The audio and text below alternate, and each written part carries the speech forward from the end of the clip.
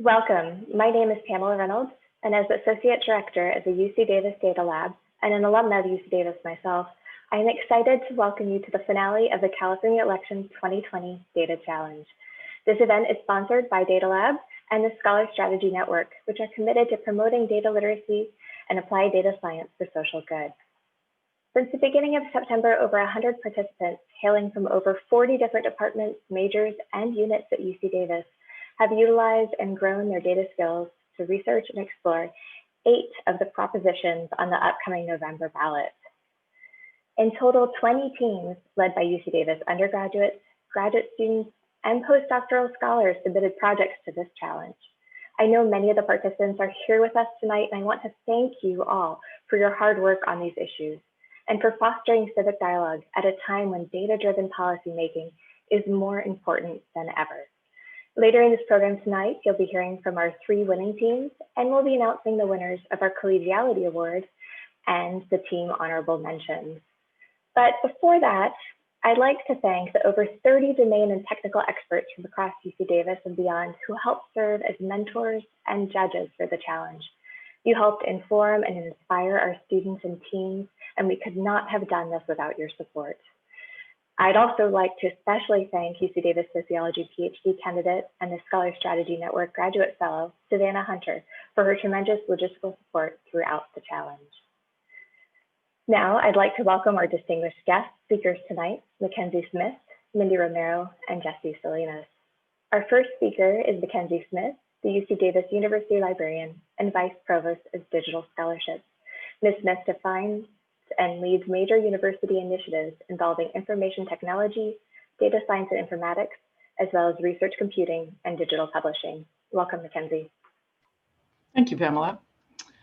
Greetings, everybody, and welcome to the UC Davis hosted California Election 2020 Data Challenge. I'm very excited to be here tonight and to welcome you. The UC Davis Library hosts the university's Data Lab for Data Science and Informatics, one of the sponsors of tonight's event, as you know. Libraries believe that the ability to find and use information, what we call information literacy, is an essential skill that everyone needs to be successful in whatever they do, whatever kind of work it is, and to be an informed citizen. Access to information is a core value of democracy, and it supports our shared goals for social justice and human rights. In the 21st century and the age of artificial intelligence, data literacy has emerged as an equally critical skill in every academic discipline, from anthropology to zoology, and not just for mathematicians and computer scientists. So to support data literacy alongside information literacy, libraries have evolved to become trusted sources of public data. And we're increasingly involved in helping people find, manage, explore, analyze, and publish data, especially online. Last year, the UC Davis University created the Data Lab to be the university's central hub for our community, including all of the students, but also faculty, researchers, alumni, and many others, and to give them opportunities to learn about data science and informatics, how to collect, combine, manipulate, and analyze data of all kinds for any reason. Within that world of data science, the social sciences have emerged as a particularly data-rich domain because it provides new and better ways of understanding our society and supporting data-informed policymaking. And UC Davis's proximity to Sacramento and the state government has given us a really unique opportunity to understand the challenges that face policymakers and to provide data to help them. Tonight's topic is a really great example of that and of why data literacy is so important and so useful. California's initiative system is unusually complicated, and ballot propositions are a critical part of our governance. So like most Californians, I have spent countless hours over the last month trying to understand and decide about 12 state and 10 county and city ballot questions that are all very complicated. And having clear information about them, like we're seeing tonight, has helped me make informed and evidence-based decisions and was a complete lifesaver. So I just want to personally thank all of the people who've participated in this challenge, and Bernadette Austin, who's the Associate Director for the Center for Regional Change here at UC Davis, and our co-sponsor for this event, the Sacramento Scholar Strategy Network. I think this is fantastic work, and I'm very, very happy to be able to see the outcomes of that tonight. And since we have a lot of students participating tonight, I think, let me just close by reminding you to vote. There is an Aggies Vote website that was set up, and it has a ton of useful information about how to do that, as well as a lot more information about the ballot issues that we'll be hearing about tonight. So please just do it. And with that, I'll turn it back over to you, Pamela. Thanks again for having me. Thanks, MacKenzie. Next, I'd like to introduce Mindy Romero, who's a UC Davis alumna and the founder and director of the Sacramento-based Center for Inclusive Democracy at the USC Sol Price School of Public Policy. Dr. Romero is a political sociologist whose research focuses on political behavior and seeks to understand patterns of voting and political underrepresentation, particularly among youth and communities of color. Dr. Romero is passionate about policy reform and harnessing the power of data for change. So welcome, Mindy. Hi, thank you. So I'll just jump into my presentation. Okay. So good evening, everyone. Thank you for having me. This is a unique time, to say the least, right? To come to all of you, for all of us to come together, to be talking about data, the power ultimately of data in policy change. We are in the election now during early voting and seeing some incredible numbers in terms of ballots cast. And many Californians, and of course, many young people, and I know many UC Davis students specifically, in particular, are eagerly awaiting election night and beyond, and have deep opinions and concerns around the election in terms of its outcomes. So what I'll talk about tonight is, if we're talking about the power of data, we should talk about the power of the youth vote itself. There's lots of ways that we can slice data, lots of different subgroups, right, that all have an impact. Greater participation by everyone, by every group, means that they have a greater voice, of course, in the election, in selecting elected officials, in selecting policymakers, and ultimately in policy outcome. But let's just talk about young people themselves. And for tonight's purposes, my center defines youth as age 18 to 24. So let's talk about the state of the youth vote. I'm going to go ahead and just grab this back. There we go. So you should be able to see my screen. Pamela, could you just yeah, I see your head nodding. Great. I always like to double check. Let me hide the images here, see a little bit better. Okay. So the power of the youth vote. So in and of itself, that might not always ring true. This is the title of this talk, right, to everyone, because we hear a lot in the news media and other places about just how low youth turnout is. I produce a lot of research that unfortunately shows, generally speaking, how that young people in the United States have much lower turnout rates than older age groups. But that, first off, doesn't mean that it's not powerful, that youth aren't powerful now, just in the numbers in which they do vote, right? And then, of course, beyond voting, a great amount of power in the work that they do in terms of directly with campaigns and initiatives and ballot propositions, as we'll talk about today, kind of being the army of labor for many campaigns, getting the word out, doing door to door, even in the time of COVID, being very important in all of that process. And then, of course, beyond the electoral landscape, and certainly for young people that are non-citizens, right, participating in lots of different ways to support issues they care about, and in the civic landscape more broadly. So I just want to make sure that I've emphasized that. But what is just the state of the vote in and of itself for young people? So before I show you a number, I just want to cover a couple more things to make sure that we're all on the same page in terms of youth vote mattering, right, or that the fact that it matters. So we know that our elected officials not only are put into office or reelected, right, by those who vote, and the shape and makeup of the electorate, including very much by age, matters. So right now, because younger people have lower turnout rates, older voters are selecting those elected officials, right, that make policy decisions. in any given campaign, young people often don't hear a lot about issues that are specific to young people. There are a lot of issues that overlap, of course, across age groups, but issues that are specific to young people often aren't heard because elected officials, even the most well-intended, either directing their limited resources and their messages right to those that they see as likely voters. So the issues that are discussed, the topics, policy issues that are discussed, the topics that are covered in a campaign or emphasized, or that campaigns actually take positions on, are skewed older and much less when it comes to young people. That's a given. And then, of course, young people, there's other things that elected officials listen to, including those that donate to their campaign. Also, young people are less represented there as well. Overall, the youth vote, as we look at some of these numbers, I think there's a spelling item there too, but if we look at some of these numbers, we know that, overall, our electoral system is designed in a way that disproportionately disadvantages young people to participate.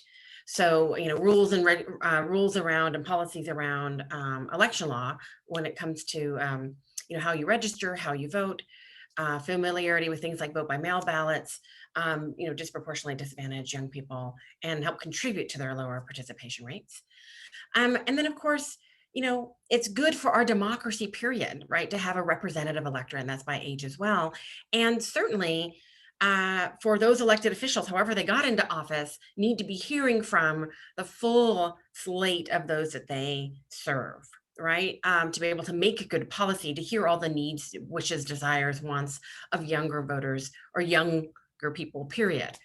And if you had any doubts, one of the best examples of, why voting matters is the 2016 election. I don't need to tell probably everybody on this call, no matter where you're at on the political spectrum, there has been a ton of conversation around the fact that just looking at polls and other research, we know that the outcome of the 2016 election ran counter to what many young people at least wanted to see here in the United States. And still today, there is a strong preference in one direction versus another when it comes to young people in the 2020 election.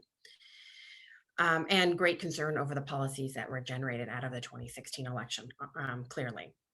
Okay, so if this was a bigger talk and I could interact with all of you, I'd play a little game in terms of turnout, but ask you some questions, but I'll just give you the turnout number. So if we're just focused on 2016, and the reason why here is because 2020 is a presidential year, we should be looking at comparable elections. 2018 is a midterm election, turnout's always lower. So what was the 2016 eligible turnout rate for youth? And again, age 18 to 24. And let me just define this for a bit more. When we say eligible turnout, we mean the percentage of those young people, age 18 to 24, who were citizen eligible to participate in the election, whether they're registered or not. So only 36% in California turned out to vote. And if you're wondering what the overall turnout rate was, regardless of age, the eligible turnout rate, it was 58%. So if you didn't know, yes, 58%, that was a good year for turnout, not a record. Comparatively speaking, right, we're always around that range when we talk about a presidential year, generally speaking. So yes, in a consequential election like 2016, we had over 40% of the eligible population not participating. And of young people, we only had about a third of eligible young people not participating. Participating. And this means these disparities in turnout rates and much lower turnout rates for young people versus older voters. And by the way, the numbers for older voters is much higher than 58%. We're talking 60, 70% plus eligible turnout rate when you're looking at voters that are 65 or 75 years old and beyond.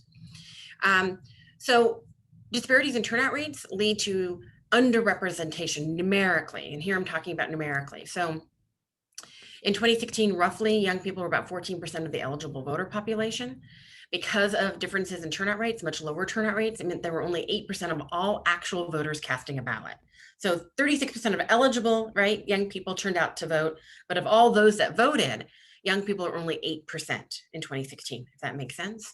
So 8% versus 14%, if young people turned out the same turnout rates, right, as older voters, then we would see that gap eliminated.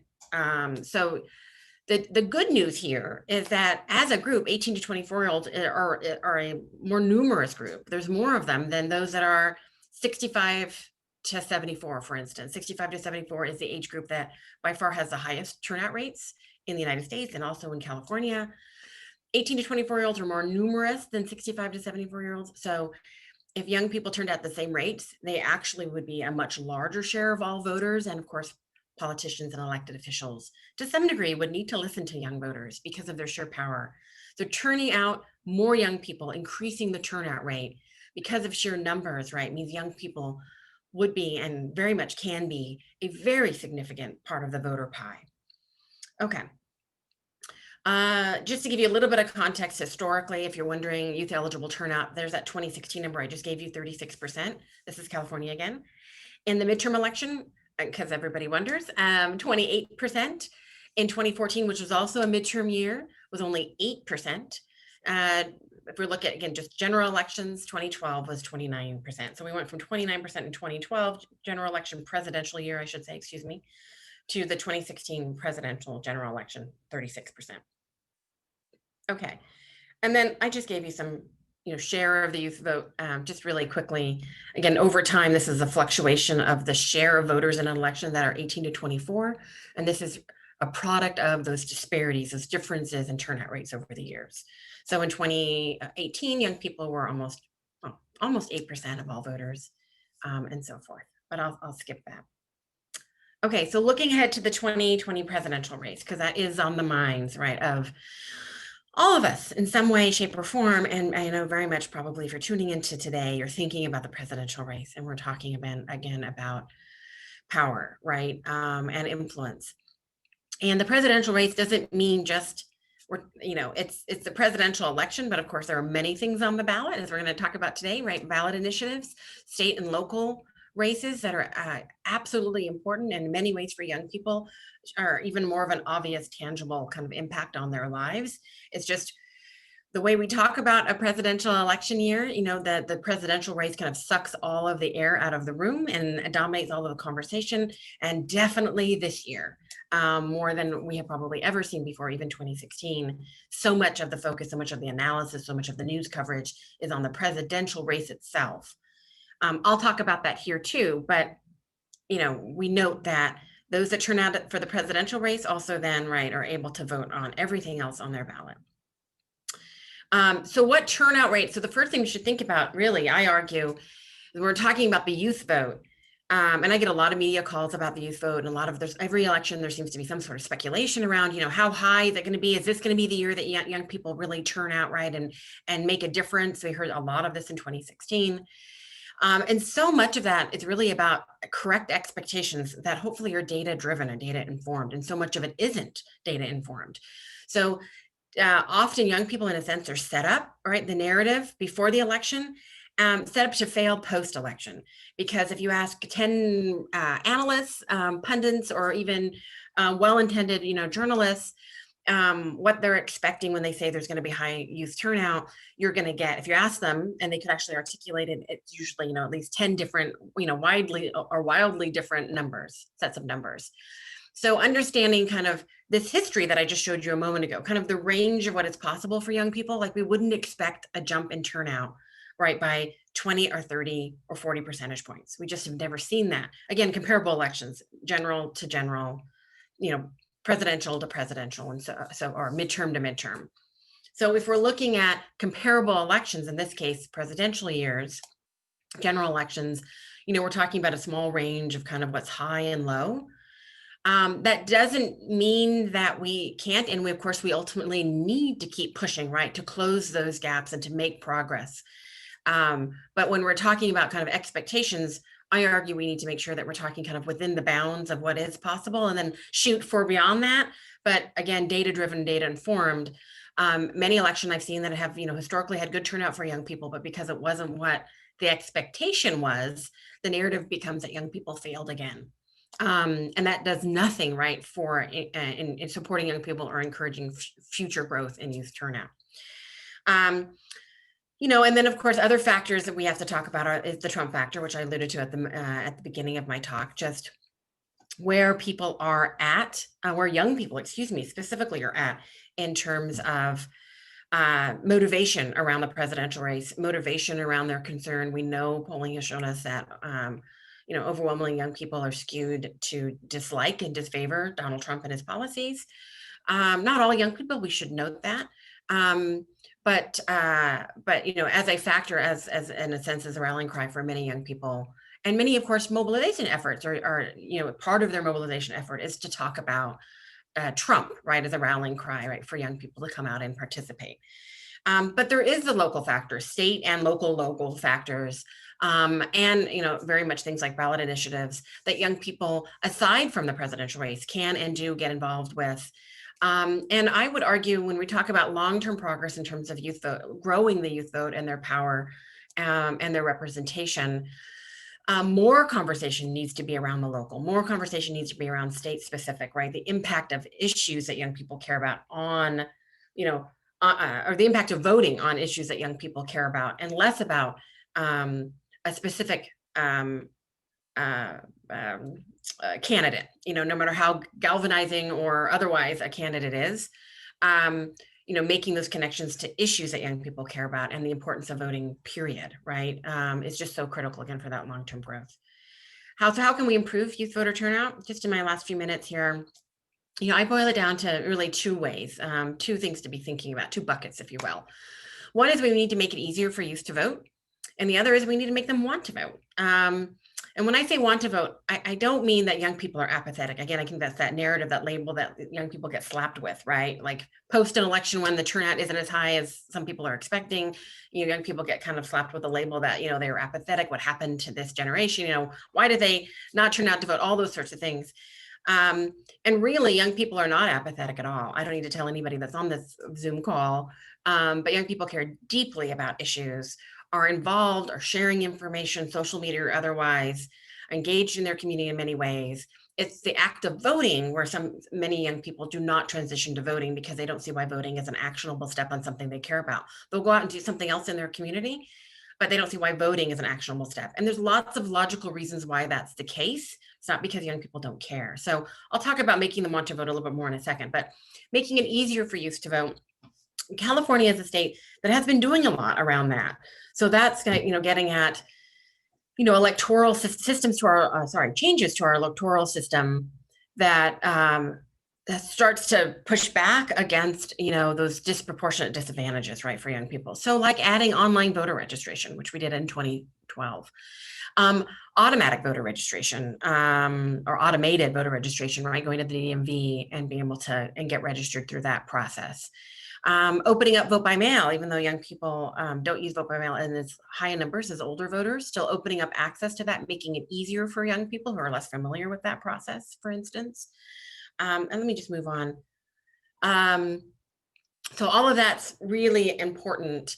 And by the way, I didn't talk about reg rates, but just right now, Monday was the official close of registration in California, but we have what we call conditional or same-day voter registration in California now. So if you didn't register online officially by the close of registration, which is 15 days out from the election, normally you were out of luck, and that always happened to young people, right? You didn't realize they needed to be registered, close to the election or on election day. Even they might decide they want to get registered. They want to vote, and then realize they're not registered and they can't. So a recent reform, such as same-day voter registration, meaning young people can actually register when they go in to vote. But by the way, registration for young people is still low. It's at 62% right now. I just calculated this yesterday. So the rate of those young people age 18 to 24 who are eligible to register to vote, the percentage is only 62%. For the general population, it's 83%. For older voters, it's 90 plus. So there's still a lot of young people that need to get registered and should be taking advantage of same-day voter registration. So if you know anybody that you can help get out to register, please do so. Outreach in our voter system is primarily dominated by campaigns and initiatives, right? Campaigns and candidates.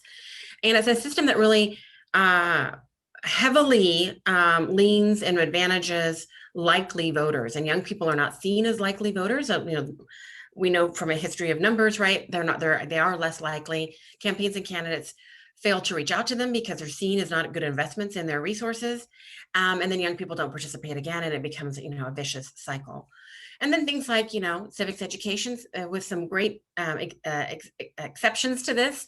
As a whole in California and across the United States, we have a pretty abysmal education system. We expect young people to turn 18 and both magically know how to vote and want to vote without having a lot of the nuts and bolts conversations that they need to have in school, and without having those conversations in terms of why voting is important, to really connect it to issues that young people care about. And then I have here a bullet point around attitudes. And what am I getting at here? I'm talking about the general attitudes in our society about young people participating. We many of us talk about the importance of young people participating and assume that's a given, that everybody agrees, but it isn't. There's still many segments of our population that don't think it's all that great of an idea for somebody who's 18 or 19 or 20 to participate. They want to see young voters gain some years and some perspective, and start paying taxes and all those sorts of things before they make decisions, right, for communities. And we generally have an attitude around participation of young people, even from families, right, where we don't really have a cultural expectation for young people to participate. It's young people themselves, all of you on this line, right, that have the power, peer-to-peer power, right, to encourage each other. And much research that shows that the most powerful tool in engaging young people are fellow peers, as opposed to some of that subtle and not so subtle discouragement that we see around young people participating. And I'll just leave here on this last slide, as my time is up, that second bucket, how can we make youth want to vote? I'd like to leave that as a thought-provoking question for many of you as you go on through the evening and go on through your own evening and through the rest of the election cycle. What can you as a young person, right, as a college student, do to encourage to make that connection? So beyond kind of the nuts and bolts of the electoral system, making the case for voting, connecting it to issues that young people care about, that's the motivation question. And I think this is much, much harder. And the most powerful, again, tool in making this happen is young people themselves. So not me, but all of you. Thank you so much. I'm going to go ahead and stop sharing. There we go. Sorry for the beep there at the end. Well, thank you so much, Mindy, for that talk. I found it wonderful that both you and MacKenzie alluded to the importance of local races and measures on the ballot, as well as encouraging youth vote, because those local measures actually could be so impactful for our lives. And I think one inspiration and reason that we wanted to put on this challenge was to show how we can all use data and feel comfortable using data, whether it's to understand the electoral process and the process of voting, but also to understand some of these initiatives and these complex issues and see how much our vote actually matters. So both data in terms of understanding what's being proposed in a proposition, but how our one vote actually really does mean something, because it's not just us, it's the aggregate of us and our peers and our entire community. So thank you very much. Well, if I may leave one number as a challenge, remember I said the 2016 youth turnout in California was 36%. Yolo County, it was 25%. So, a challenge that I sure everybody on this call and at this event wants to see Yolo be higher than the state average at the very least, right? Whatever it ends up being this year in 2020. So that would be my challenge to everybody. Blow past 25 and end up with a rate that's higher than the state as a whole. All right, thank you for that, Mindy. Sure. All right, so next I'd like to introduce you all to the first of our 3 winning teams for the challenge. The first team is the dynamic Misdemeanors, and I'll give them a sec to get their screens up.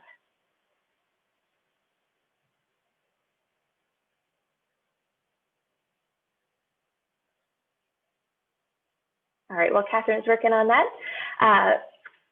This is a team of 3 population biology PhD students, Darian Satterfield, Catherine Corrin, and Erin Kelty, who explored Proposition 20 and its possible impact on overcrowding in California prisons. And I'll go ahead and let you take it away.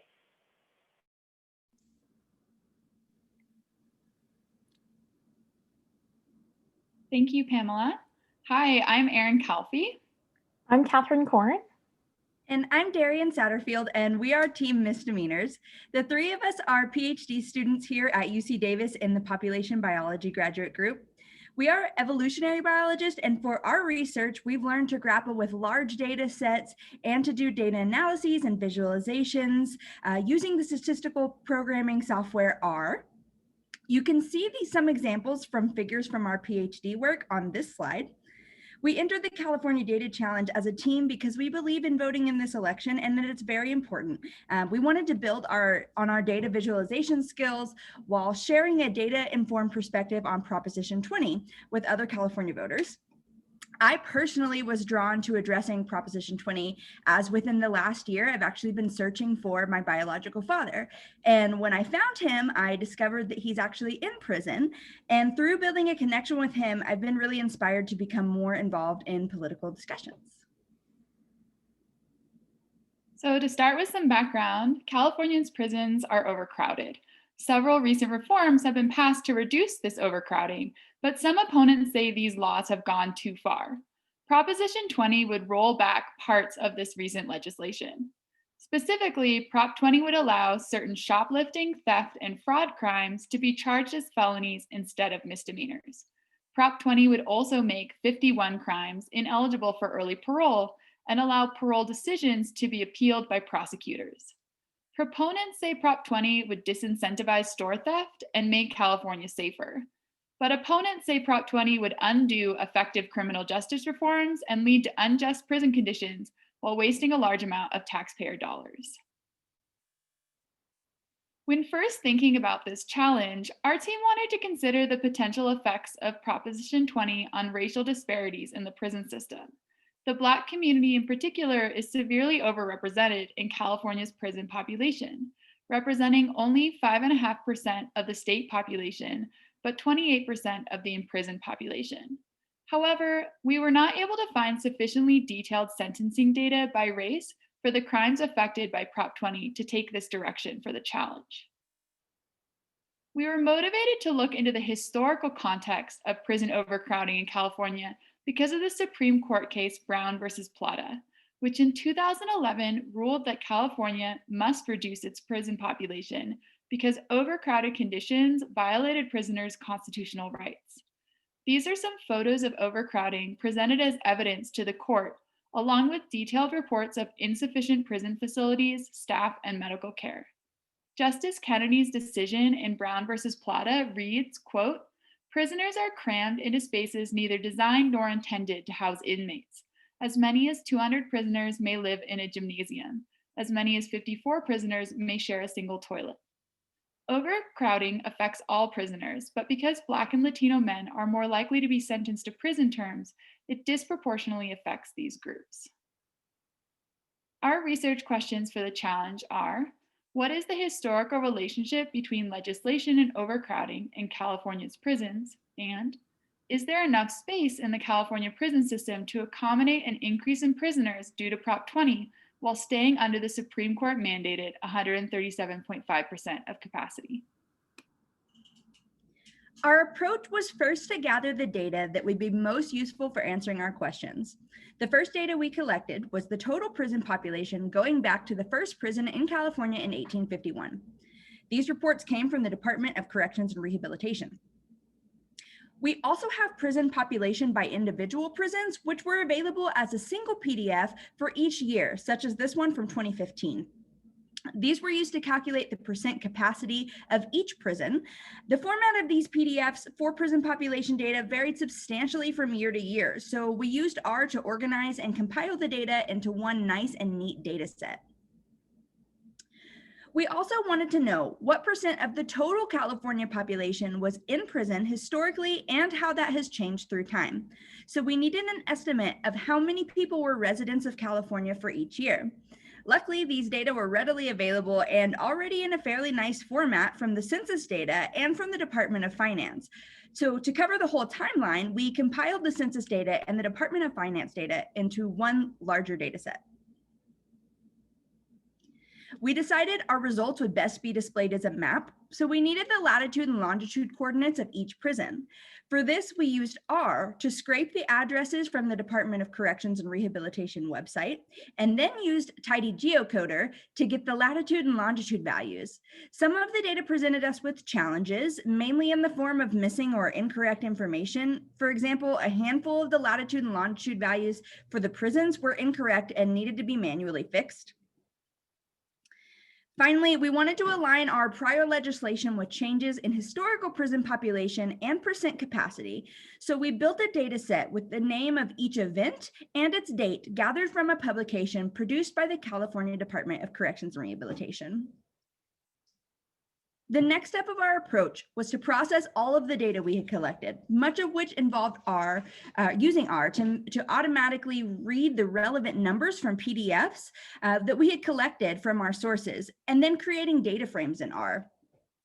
Once our data were collected and processed, we created a map which plots each prison and shows the percent capacity of that prison.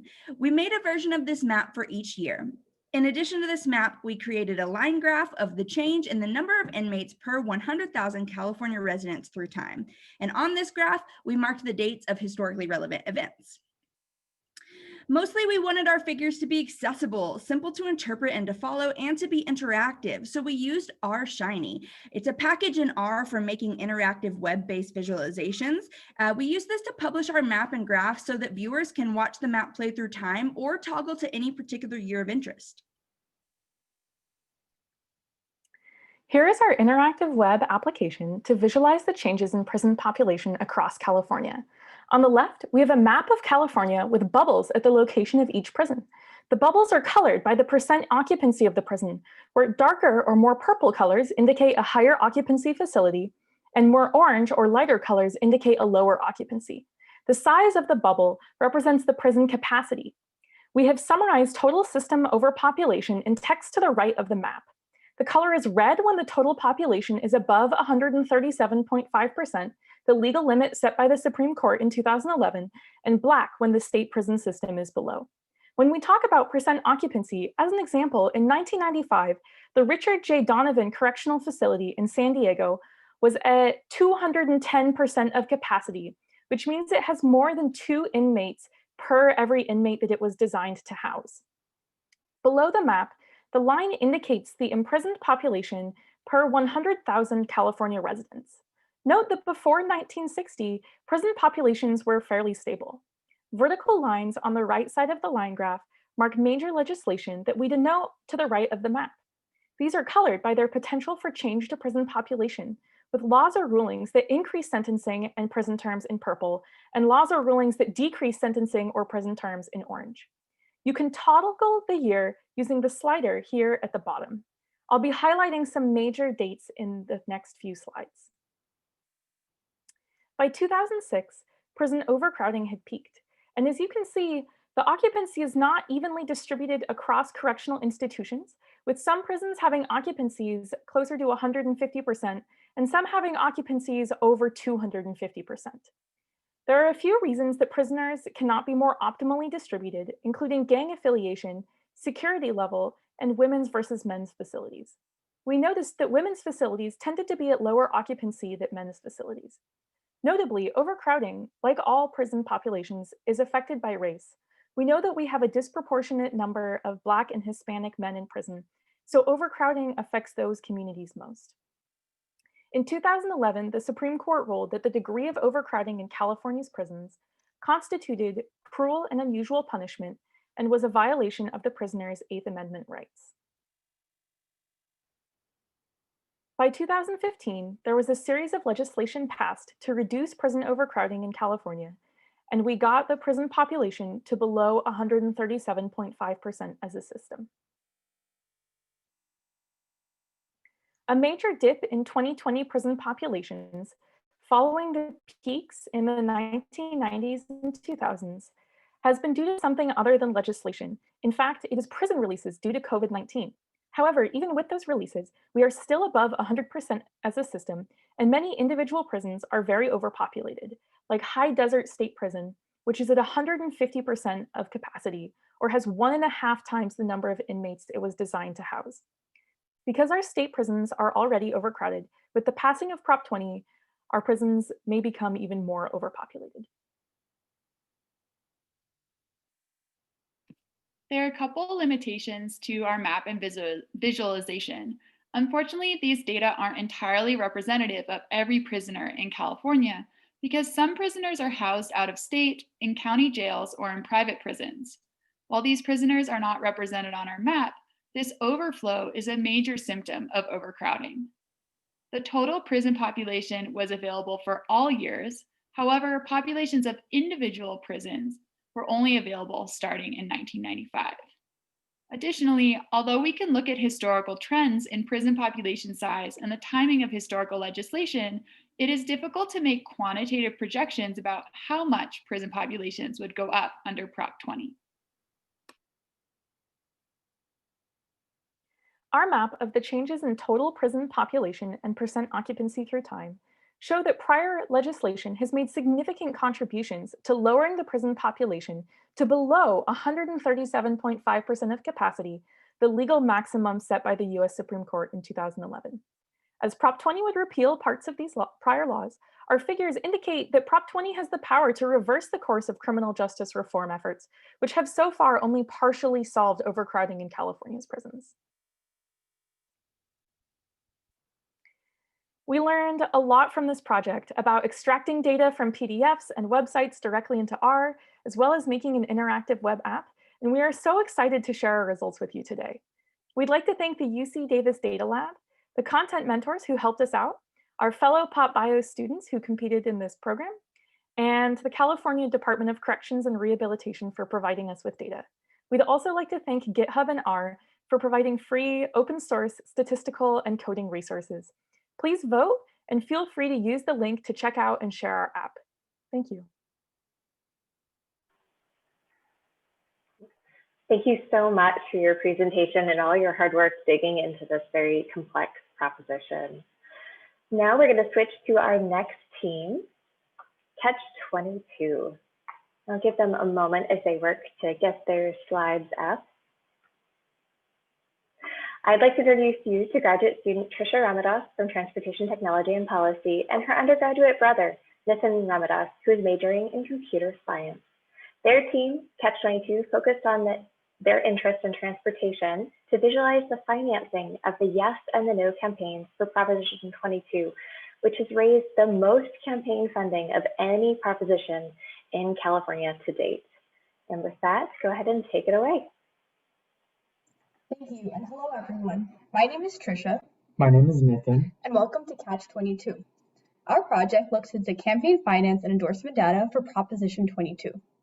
As a first-year PhD student in Transportation, Technology, and Policy, I was very interested in learning more about this prop as it deals with rideshare drivers. Thank you, Trisha. As a second-year undergraduate student, I'm interested in any data-driven project that seeks to enhance civic engagement. Both my brother and I are very passionate about increasing voter engagement and improving data literacy. So what is Prop 22?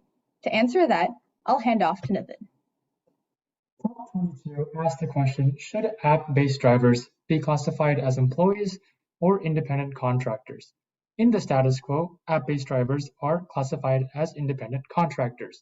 But according to a recent ruling in California courts, it would seem that they should be classified as employees by Assembly Bill 5. If Prop 22 passes, companies would legally be required to classify their drivers as independent contractors and adopt specific labor and wage policies for them, bypassing Assembly Bill 5. If Prop 22 were to fail, companies would have to start transitioning their drivers into being considered employees. This would essentially follow AB 5. Proponents of Prop 22 claim it will protect driver flexibility and lead to more jobs. They believe that companies will be forced out of areas if this prop fails to pass. On the other hand, opponents of Prop 22 believe that this prop doesn't protect workers and weakens labor movements. Furthermore, they believe that concerns app companies will leave areas are overblown.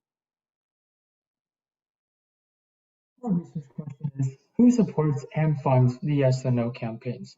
In order to scope out the answer to that question, we focused on the supporters, endorsers, funders, and contributors, and the total amount of money raised over a specific period of time. We were motivated to ask this research question for a number of reasons. For one, this proposition is the highest funded prop in California history. As you will see later, an astounding $300 million was raised in order to fund this proposition. Additionally, this is a highly contentious issue. In fact, many high-profile groups and individuals who generally side on the same side of labor issues fall on opposite sides of this proposition. For example, California's NAACP supports the Yes campaign, while the Democratic ticket endorses the No campaign. Finally, as a transportation student, I'm very interested in rideshare companies and specifically how we can electrify their fleets. I'm curious to see how this proposition will affect future electrification and workers' rights.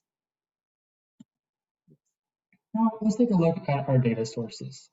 Majority of our data for the funders and contributors come from the Cal Access website. We use this website to find out what were the highest funded campaigns. Now, majority of our data for the supporters and endorsers came from two separate sites, as you can see listed below. It's important to note that our data was collected in between September 18th and September 26th, so our data is up to date until roughly about the end of September. Now, here are a few brief screenshots to show our data sources. For contributor data, we looked at the highest contributing committees for each campaign. It's these two at the bottom. So one limitation of our data source is that we didn't factor in these other four committees. However, we believe that our approach was a good approximation, as the other four committees either contributed very little, less than $100, or contributed to one of these two bottom main committees. We looked at contributions received and late contributions, which were available in a downloadable Excel format. Endorser data was gathered from both campaigns' websites, and we used Python and specifically the request package to scrape both these sites and gather these endorser lists. One limitation of this source is that these websites and lists may not be kept up to date and links may change. Our approach was to use Python, a coding language, and the Jupyter Notebook, a coding environment, to extract 6 metrics from our data sources. We gathered 4 statistics from our funding sources or contributors, and we gathered 2 from our endorser lists. From contributors, we looked at the total money raised and over what timeline, the total number of groups, and who the specific contributors were. On the endorser side, we looked at the total number of groups, and we extracted the most frequent endorser terms in order to see who was endorsing each campaign. We believe that this last step was really critical since there were hundreds of endorsements for each campaign. In order to really get a sense of who supported each side, it was important to look at which terms appeared most commonly. Yes. Now let's look at the tech stack. As was mentioned, we used Python and the Jupyter Notebook for a majority of our data analyzation. For data visualization, we used the Google Charts API and its flexible charts in order to populate our website and show users exactly what trends and patterns our data showed. On the front end, in order to design an intuitive UI, we used HTML, CSS, and JavaScript. All web page hosting was done through GitHub Pages. Finally, here's a flowchart of our data collection and processing flow. We used one Python notebook to collect all our raw data. We used another Python notebook to extract the 6 key metrics we were interested in and populate our web app. Now, let's take a look at our website, Catch-22, A Tale of Two Coalitions.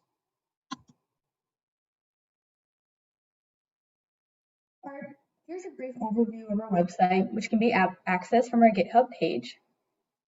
As you can see, it's pretty easy to scroll through. It's very interactive for anyone to use. So now let me go a little bit deeper into all the graphics and charts we've created. First, we thought it was interesting to show the gross level of funding and support each campaign received. So we compared the total number of contributors, the total money raised, and the total number of endorsers. When working with the data, we saw right away that the No campaign had a greater number of funding sources and more individual endorsements, but was not able to raise nearly the same amount of money as the Yes campaign, which essentially raised all $300 million. Then we thought it was interesting to see the remaining metrics for each campaign individually. So we made panels for each side. On the Yes panel, we go into depth on who the contributors were, how much money each one gave, and over what timeline this money was raised. Additionally, we go into a little depth on who the endorsers were. You can see that 5 companies contributed to the Yes campaign, and each one gave multiple millions of dollars to the campaign. Additionally, we can see that they started raising money almost a year ago. And one thing I want to point out is that we had to graph this timeline on a logarithmic scale instead of a linear scale because the size of some of these donations were simply astounding. And we wanted to highlight that although there were peaks of great donations, there was also a constant flow of money into the campaign for about a year. Finally, we extracted the 5 most common terms, that's the bottom right, from endorsers to see who supported the Yes campaign. I'll go into depth a little in a few slides, but through our analysis, we saw that a lot of Chamber of Commerce groups supported the Yes campaign, as well as a lot of minority groups like the NAACP. We did the same analysis for the No campaign. Since there were many more contributors, 54 in all, to the No campaign, we decided to use a histogram to display this data. We saw that mostly unions gave money to the No campaign, and specifically, we saw that one type of union, the Teamsters Union, had multiple local chapters donate to this campaign. So we decided to give them their own color, this pale yellow. One thing I want to point out is that we noticed that the donation sizes were much smaller for the No campaign. We had a $45,000 median, while the Yes campaign saw donations between $40 and $80 million each. On a similar vein, the No campaign was, so here, we want to point out that most of the donations were pretty small for the No campaign. On a similar vein, we saw that the time over which the No campaign raised money was much shorter than the Yes campaign. They only started getting contributions in February, March, but we really only saw them getting good donations in April and September. And we wonder if this has to do with media coverage or the pandemic. Finally, just as in the Yes campaign, we extracted the 5 most frequent terms in the No endorsers. And we saw, in contrast to the Yes campaign, a lot of community and government leader positions top this list, like council member, board, and supervisor. So now I'll go into a bit more depth on these endorsers. So going back to the Yes campaign, we created word trees for both campaigns to explore the endorsement coalitions for both the Yes and No campaigns. We created diagrams or n-grams to capture the hierarchical relationships between the terms and endorsers and let us see the different types of patterns within these lists. For example, we saw that the Yes campaign had many types of Chamber of Commerce groups, as well as multiple local NAACP chapters. In contrast, the No campaign had a lot of individual support. For example, a lot of council members and board members of various different groups supported and signed on to this No coalition, from colleges and schools to wastewater districts. All in all, working on this project showed us the differences in campaign finances and endorsement for the 2 Prop 22 campaigns. We saw that the Yes campaign was well funded and well organized. In fact, we saw that they'd been constantly fundraising for about the last year. We also saw that app companies were the only contributors to the Yes campaign, app companies that hire and employ these drivers. Finally, we saw that a lot of business and minority groups signed on as endorsers to the Yes campaign. In contrast, the No campaign was able to raise less money and had done it over a shorter amount of time, but we saw that they were mostly funded from union groups. We also saw that many more individual people, local and community leaders signed on to the No campaign. Working on this project gave us a better understanding of using publicly available data and let us improve our data visualization skills.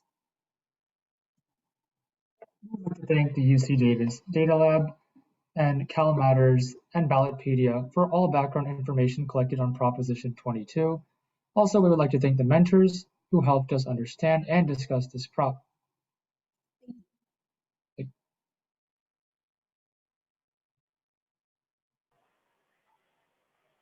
Great. Thank you, Tricia and Nitin. And as a reminder for all of our attendees tonight, we are sharing the links to these team projects in the webinar chat, so you too could follow those links to access and interact with all the data visualizations that they are showing you.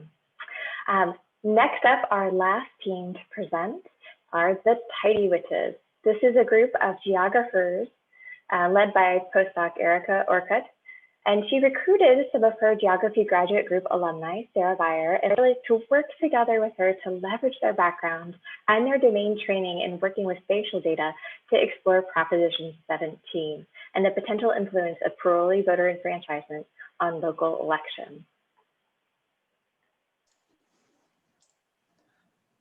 Thank you so much for that introduction, Pamela. As mentioned, I'm Erica Orcutt, and I'm joined today by my teammates, Laura Daly and Sarah Beyer.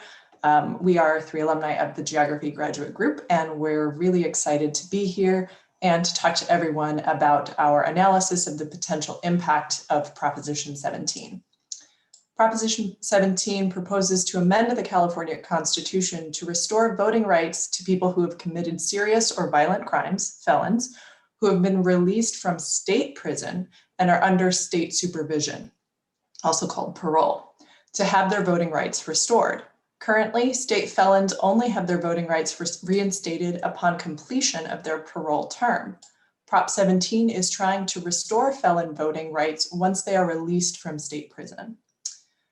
So the proponents of Proposition 17 point to research that suggests that former felons who participate in civic engagement, such as voting, feel more connected to their communities and thus return to prison at a lower rate.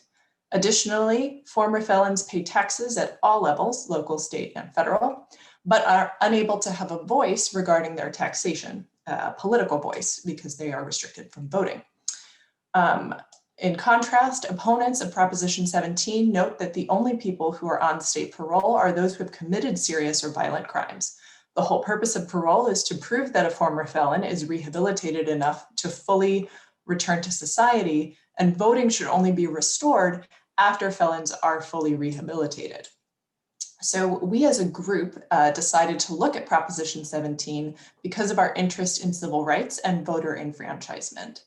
As you may be aware, issues around voter disenfranchisement, particularly regarding former felons, has become a national talking point in the past few years. California is a bit behind in this regard. 20 other states already reinstate voting rights once a felon is released from prison, not after the parole sentence has been served. As geographers, we were also interested in exploring the relationship between parolee political participation and place. As Erica mentioned, we wanted to explore Proposition 17 because of our interest in civil rights and in civic engagement, and because of also how important this issue is. While parolees represent a relatively small percentage of eligible voters in California, we know that people of color are disproportionately incarcerated and thus disproportionately disenfranchised as parolees in California. Political science research has also found a spillover effect from imprisonment and supervision on communities, finding that the rate of civic participation in a neighborhood decreases as the rate of supervision increases. While there are many reasons for this, of course, one reason relates to communities having negative relationships with the criminal justice system that discourages civic engagement and other political activities. Passing Prop 17 is an easy, albeit small, step for the state to take towards repairing their damaged relationship with disproportionately Black and Brown communities by removing this one very real barrier to civic participation.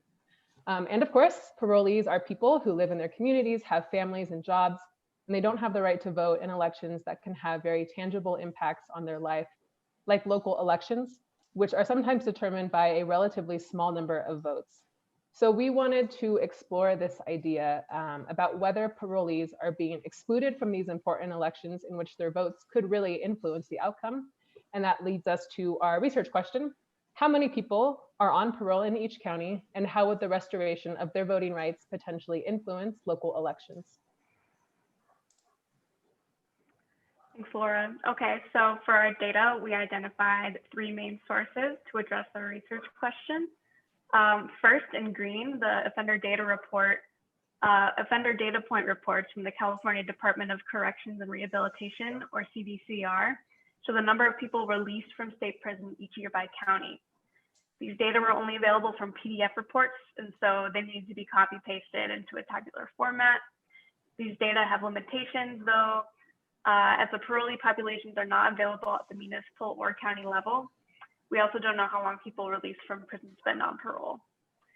Next, the 5-year citizen voting age population, or CVAP data from the US Census Bureau, contain the number of eligible voters per county. We use these data with the estimated county parolee population from the CDCR to calculate the ratio of parolees to eligible voters in each county. And finally, the statement of vote reports from the county registrars provided information about the margin of victory for various local elections. This may include school board members, city council members, or local measures. And this flowchart as a whole displays how we brought these data together to assess how the parolee vote might influence local elections. And as a note, we were hoping to find more detailed parolee demographic data because it might have allowed us to answer questions such as how many parolees have children and are not able to vote in the school board elections that affect their children's education, or race and ethnicity data that would help us better understand who would be the most affected by this proposition.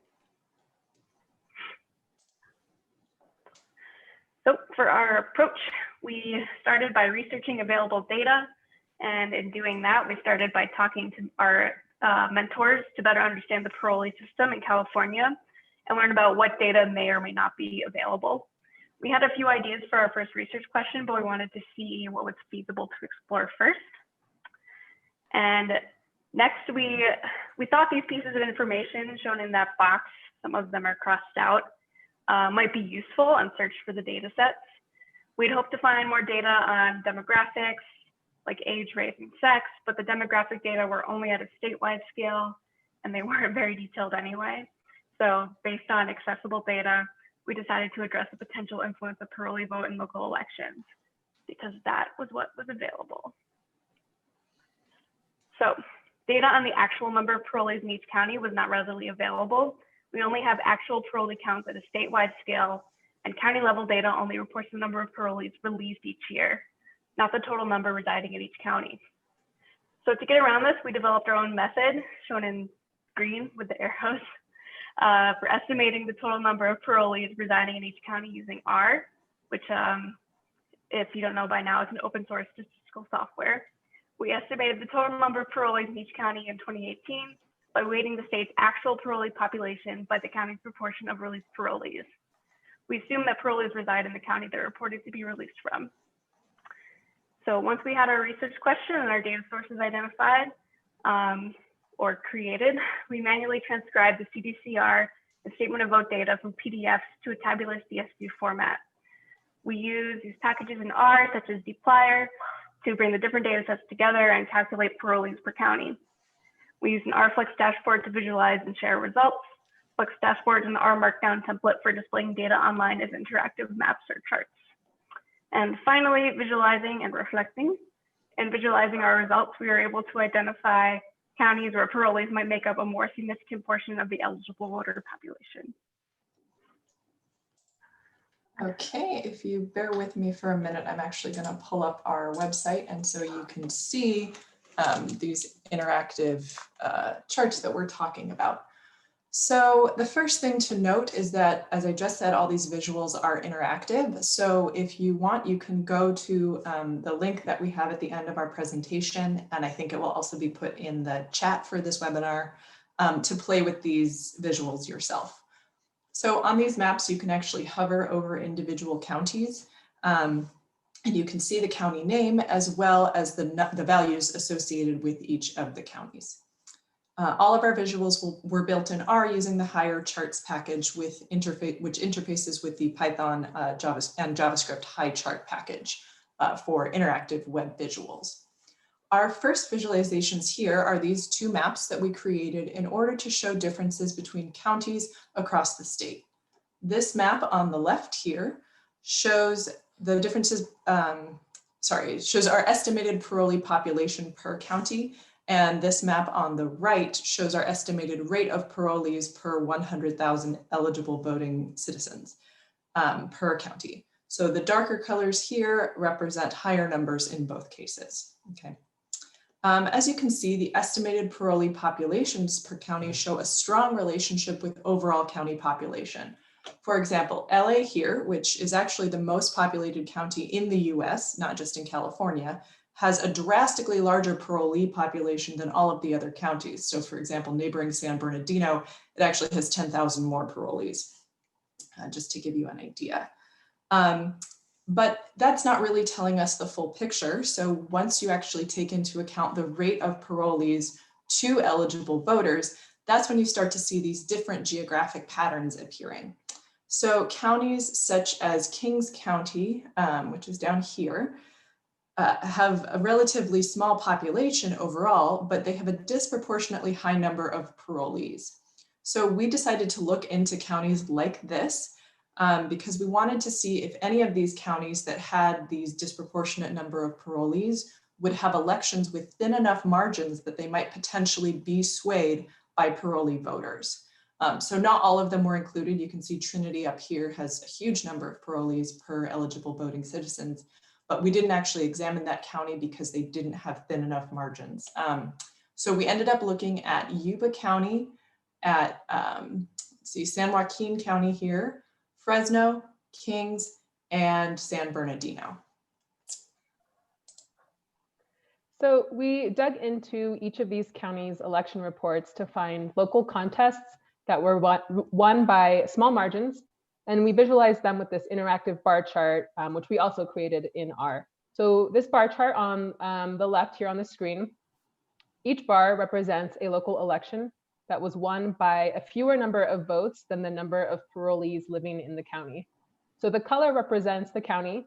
You can see here as Erica hovers over the chart, that bars associated with each county, such as Kings County or San Bernardino, pop up when you hover over with your mouse. The vertical axis lists the type of election contest, such as city council, and the horizontal axis down below shows the number of votes that determined the election outcome. So the larger bars you see were won by a larger number of votes, but in the case of San Bernardino, the green bars that you see here with the really tall bars, there are a lot of parolees, and so living in the county, and so that's why these end up showing up in this bar chart, even though they have larger margins than some of the other elections in this bar chart. I'm going to walk through an example. So if we look at Fresno Unified School District, which is the largest school district in Fresno County, we see that there was a school district board member election where the outcome was determined by 1,163 votes. This number is less than the number of parolees who could have potentially been living in the district and therefore changed the outcome of the election in 2018.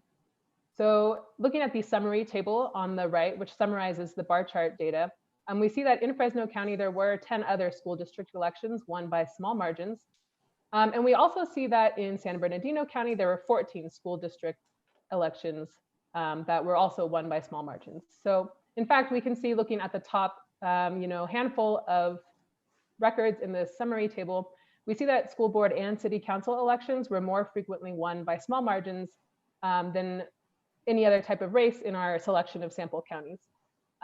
In one more example, we see that in San Joaquin County, there were 2 mayoral elections that were won by fewer votes than the number of parolees living in the county.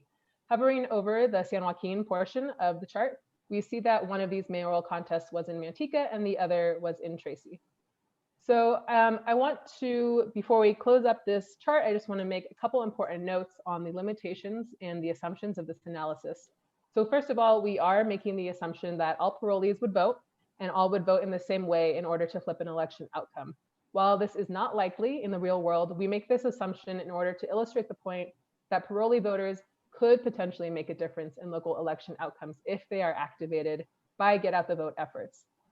Second, we include election contests that are municipal or district-based elections in which not all county residents are able to participate.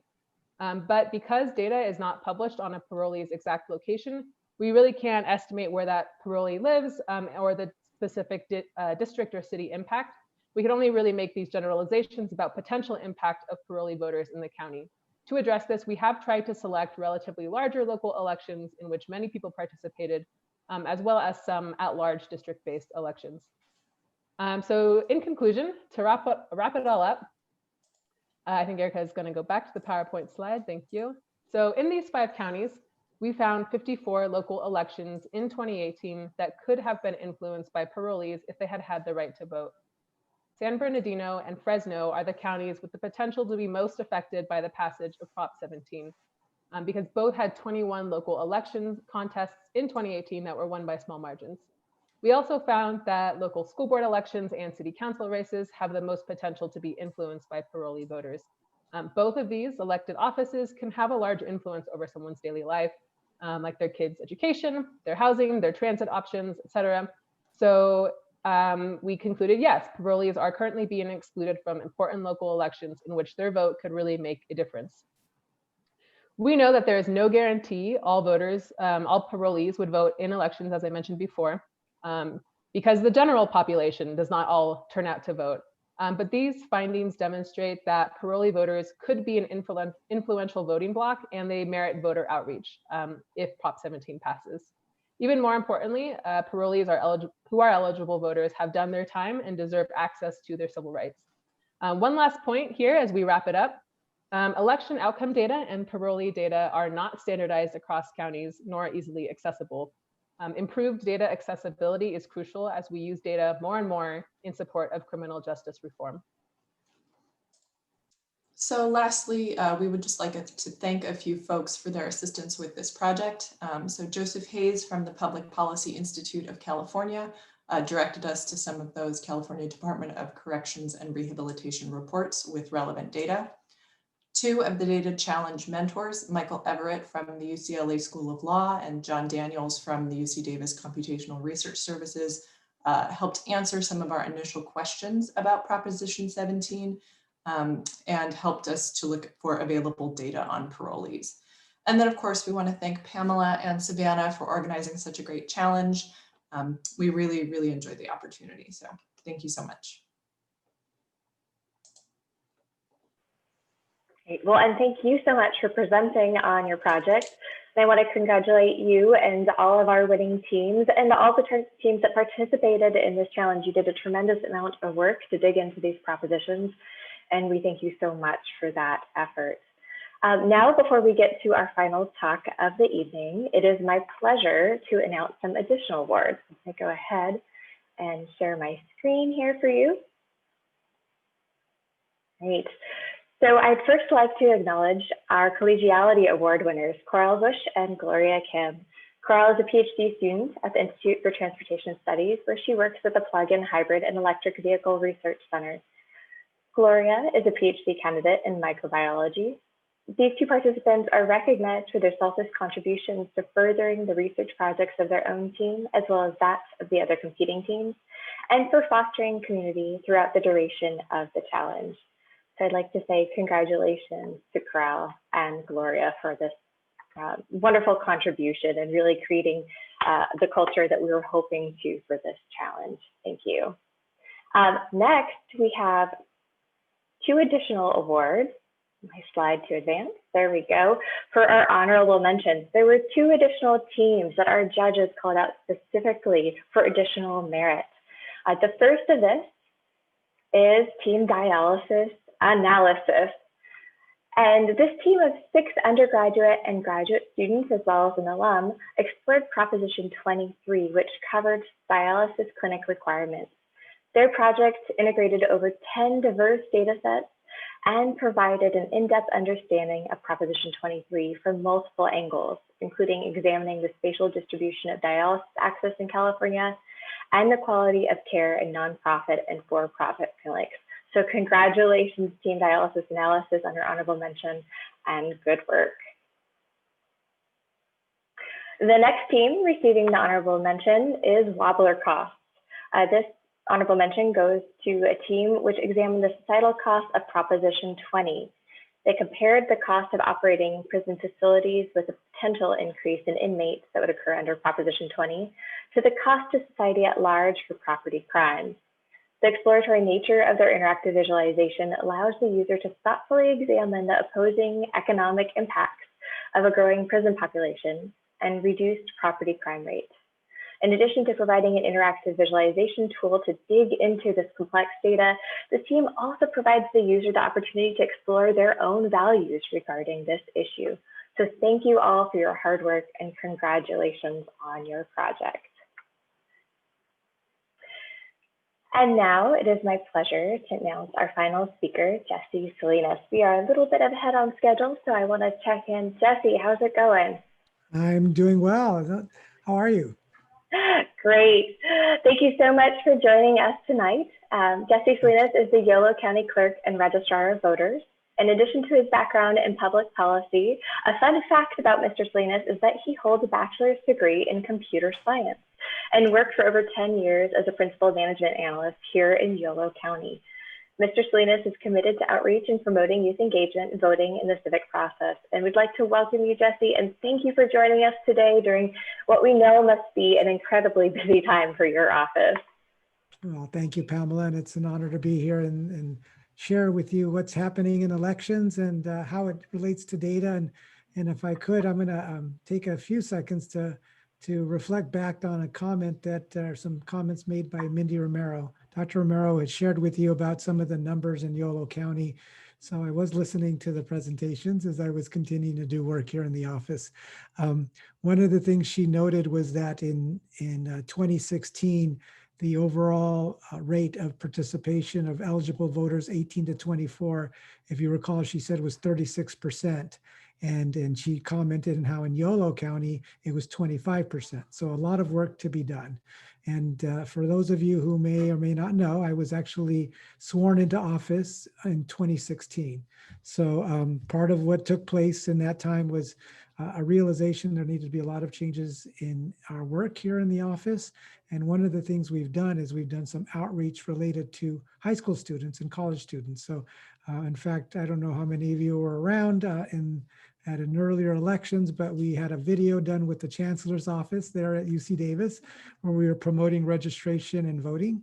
And we've outreached not only to college students, but also to the high schools through the Youth Empowerment Summit, because I do believe that you talked about the influence of local races. If you look down at the data a little bit further, and Mindy did touch upon it slightly, when she said that we do have high presidential turnouts, but the off presidential cycles like 2018 are typically very poor. And if you look at 2018, a good example of that statewide, it was 28% of 18 to 24-year-olds who were eligible to vote actually participating. And in Yolo County, it was 21%. Although the gap closed quite a bit, we weren't 11% behind the statewide average. We were 7%. There's still a lot of work to be done in Yolo County. So we do look at the data. We try to figure out how we can change that. And part of an assumption, and this is probably a talk for another day that I'll go into more if the group would like, is what the data is showing us about those young people and what we're trying to do in Yolo County. And I can talk more about our outreach program of the Youth Empowerment Summit. But that being said, I'd like to focus too on some of the technology we're using, data in terms of signatures and how signatures are being verified, and some of the new artificial intelligence that's really being utilized in our office to be able to make our operations more efficient. So, and as you all know, if you've registered to vote, you have either provided us a signature on a registration form, or you've signed up to the DMV. And so your signature that is on your driver's license has been imported to the what's called the VoteCal system from the Department of Motor Vehicles at the state level. We bring those signatures down and put them into our election management system database. And those are the signatures that we use to verify that when you sign a ballot, or I should say an envelope that has a ballot in it, that those signatures match. So we're verifying that you are who you are. And for those of you who are wondering, well, it's a signature, how unique is it? Very unique. When you think about people's signatures and the major strokes that people do, the minor strokes, it isn't quite a fingerprint, but it's pretty darn close. It is unique, unique, unique. And so the artificial intelligence, we have what we call the Agilis system, which is a machine that gets all those ballots and it processes them and runs them through the machine. And in a split second, takes a photo image of those signatures and is able to compare it to what we have in our database. We align them so that it's got all that information in its database and it instantly makes a comparison. And in general, it's about 30% of the ballots that we process through the Agilis system is able to verify that that signature is that person's signature, and then we can process them. It's not only having been received, but approve those signatures. So some pretty impressive data that AI that's being used on that. If there is a problem, it sends those ballots off to another category, and we actually have to visually review that. So staff has to visually compare that, and we get a history of signatures that may exist. If you have 3 or 4 signatures that's in our database, when we pull it up in terms of the visual comparison, we'll see the whole history that are there, and we'll compare it to the one that's on the envelope. So if there's been some evolution of your signature, we are able to do that. But it's the important interface between the AI and still needing to have some human overview of it, I think is critical in terms of data comparison. And it's interesting because even as we were setting up the key elements related to the artificial intelligence levels, we had staff that are more experienced managers actually do some testing of the data. Okay, let's set the threshold at here. Are we good with that? In terms of would we have approved that from a visual review? And so we make sure those align as well from a human standpoint. So that's one part of it, which is, again, the interaction between our data and how people and how they're actually processing their ballots through the envelope process. And as you all know, everybody got a vote by mail in this election in California. So there's a lot happening. And just for those of you who are wondering, is there more people voting by mail? We are getting an early start. It is tremendous, the numbers that are coming in. It's not just statewide, but here in Yolo County. And if I could, I'd like to also talk a little bit about that same data set as it relates to GIS. So part of what we're doing in our process is we're starting to say, okay, the information that we have of voters, and this is the history of voters throughout Yolo County. It tells us where they are. It even tells us the history, if they voted, are they registered, have they participated recently. It gives us all that data. We're now in the process of working with the GIS team here in the county, where we're starting to overlap that information with the GIS maps that we have. And it's pretty exciting. Yes, was 30% of the proportion validated through AI. It was approximately 30%. So that's the answer to that. There's probably more chats that we can go back and I'll try and answer as we go. The DFM piece, the election management system and that GIS interface is really very significant, because part of the planning is that as we set up these precincts and we try and line up the boundaries, the evolution of what we will eventually get to is what's called a point-to-point in GIS, which is for every single household and registration, we have them matched 1-to-1. We weren't able to achieve that as we had hoped between the March election and this election. We actually had plans right after the March election to spend between the end of that election through the end of June to actually do the point-to-point comparison. So it was really nearly perfect in that aspect. But as you all know, something called COVID happened. And so the GIS team in the county that was going to assist my team in doing that point-to-point analysis got pulled, because they were probably you were all seeing these COVID maps, GIS maps that were being shown throughout the county. They were full-born doing nothing but that for that whole period that they were scheduled to be with us working on the point-to-point. And the result of that, just so you all will appreciate it, is we had to use visual review of the boundaries, and a lot of boundaries changed. And as you were talking, a lot of smaller district races. Well, when you have more district races, it's more complex. And that larger race is the whole city, for example, in Davis. Well, now you have school districts and city council races that are district races that have different lines, and they have to be bordered differently, and the markings of them are different. So in our inability to do a point-to-point using the data that we'd hoped to be able to do, and having to realize that we had to create a hybrid solution just given because of the impacts of COVID, that some of you may have heard, we missed some 581 voters, some 340 or so, 50 households. And that's because they were on the wrong side of the street. Again, doing a visual, it wasn't able to be a point-to-point. So we're excited about what the future has in store, because as soon as this election's over, we are going to be transitioning to that point-to-point. So those types of errors, and it's human error that'll happen. As I say, we were 99.5% correct. And any business or any public sector, anybody, any kind of organization that's 99.5%, you would go, hey, that's not bad. That's really excellent work. But we expect to be 100%.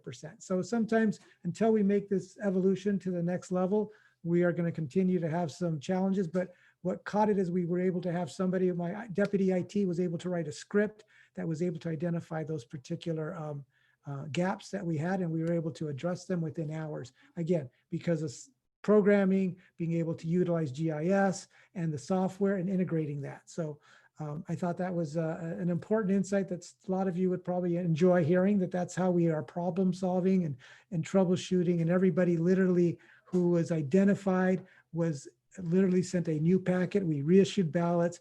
We reissued a new voter information guide for them. We put a packet with a letter saying, explaining the error and saying, sorry about that.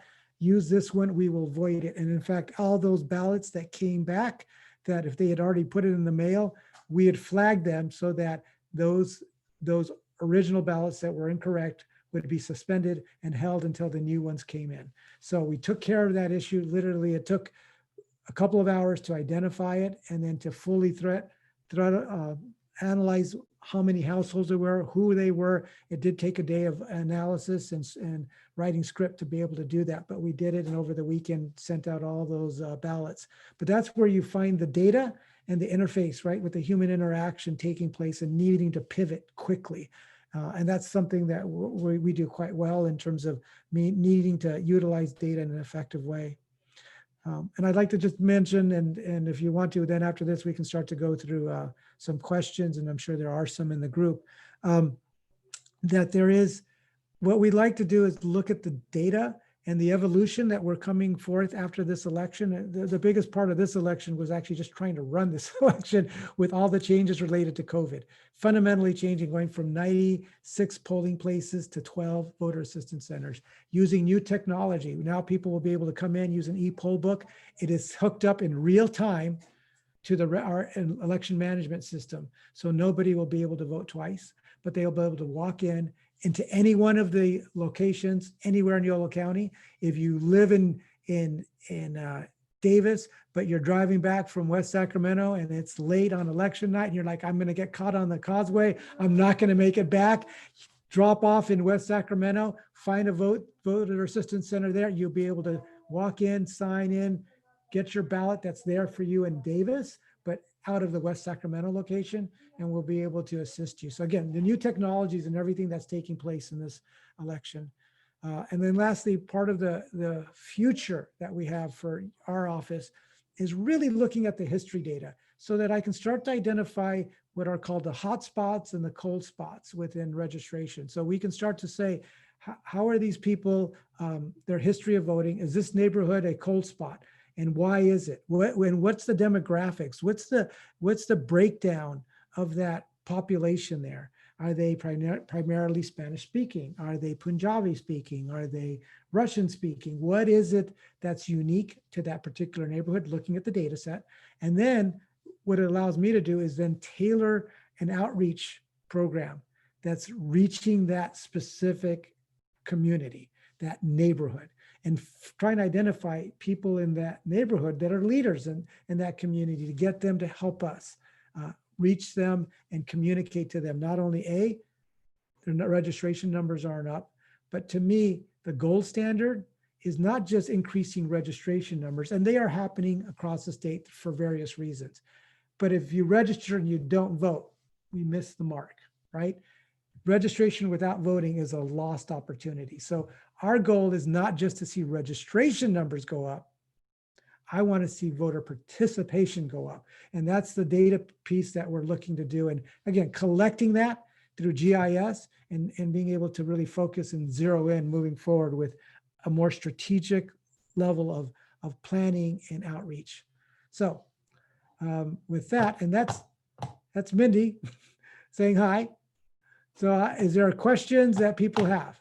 Well, first I want to say thank you so much, Jesse. It's fascinating to hear how you're comparing across the different state agency data systems and using computer vision and AI, as you mentioned, to not only authenticate the ballots, but also working, like you mentioned, with the GIS, the geospatial information to run the elections and to keep the wheels going and making sure that everybody's getting their ballots and has this opportunity to vote who's eligible to do so. And I could certainly feel all the geographers and many of the other participants from our challenges heads nodding as you talked about some of these challenges, right? Because this is just inherent in working with data. We think that it's, austere and it's clean and that it makes sense, and that you really need the people to be there to problem solve and to troubleshoot and to help understand the complexities. And so thank you for talking through this. And I think it'll help some of our researchers to understand that this isn't just a research problem. This is real life implementation and application of these tools and techniques, and how critical that role is of the data scientist in all aspects of civic life, from elections, as you mentioned, to epidemiology. So I think that's such a wonderful story of, for you, not so great because you needed the GIS folks, but how wonderful that their skill sets could be immediately utilized for addressing this global pandemic. So thank you very much for that. We did get a question about what happens, this is from Dennis, what happens to a ballot when the signatures seem not to match? Now you talked about the second level there, the human readability.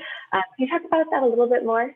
Absolutely. So we do actually have a third level that we do. So the first level, again, is the AI. The second is staff will review it. If staff sees a problem and the signature still isn't matching, it then gets elevated to management, and they do another review because my management staff has more years of experience to be able to look at the signature verification. If after that, the management team also determines there's still an issue here, what we do is we contact that voter and we inform them where we have some concerns and some issues related to their signature, and we're able to then reach out and send them what's called a signature verification form, which is really a cure form process to say there's a problem with the signature we have on file. You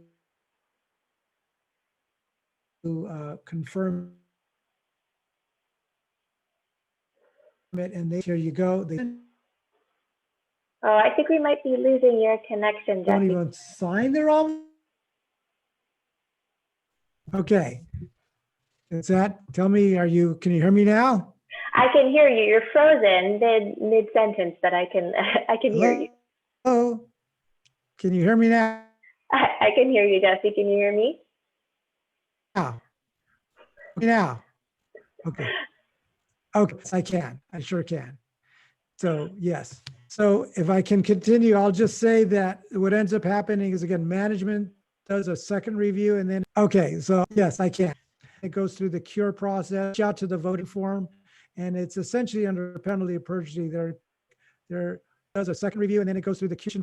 They're letting us know this is my signature. We can then use that as the signature, and that typically, and if still not, we can't confirm it, we are not able to count that vote, but we have all these processes in place to really give the voter the benefit of the doubt and reaching out to them to get that issue resolved. Oftentimes people don't even sign their envelopes, because that's an issue that you haven't signed it. We need you to sign your envelope because you need that. So there are different pieces like that we address as part of for us. And everybody seems to be frozen. So hopefully you all can hear me. Hello? I can hear you, Jesse. Thanks so much. It sounds like there are multiple checkpoints, which is very reassuring. And that's a great reminder too, to make sure to actually sign. Don't be worried so much about your signature, but just make sure you sign it. Because without that step, then it can't really go forward at all in the process. So thank you again for joining us. I'm going to flip to my very last slide for the evening. And just to close us out for the night. And I want to read off a statement that one of our sponsors for the event, Bernadette Austin, who's acting director of the Center for Regional Change and the co-lead for the Sacramento chapter of the Scholars Strategy Network. And this statement was geared toward our challenge participants, but I hope that all of you will leave here inspired to seek out and work with data as you make your own decisions for this upcoming election. And Bernadette said, the work you all did in translating huge amounts of information helps to strip away the noise and present yes and no options in a way that can be much more meaningful to voters. The work you do has impact. I encourage all of you to continue on this path of making research matter for the public good. And I will add to that my personal, I hope that you will also get out and vote if you haven't done so. If you have already, thank you for engaging the civic process. And please do go on, click through some of the links, play with our students' visuals. You can hop onto our website to learn about all the teams and the different propositions that they worked on. And if you're also interested in to hear how we're supporting data-driven experiential learning at UC Davis, you can poke around the Data Lab website, and we'd love to hear from you. If you have feedback about this challenge or this event, if you want to get involved or potentially sponsor future experiential learning opportunities, hackathons and challenges like this one, you can contact us at datalab@ucdavis.edu. So thank you very much again for joining us, and a big thank you to all of our guest speakers and our presenters. And I hope that you have a wonderful evening.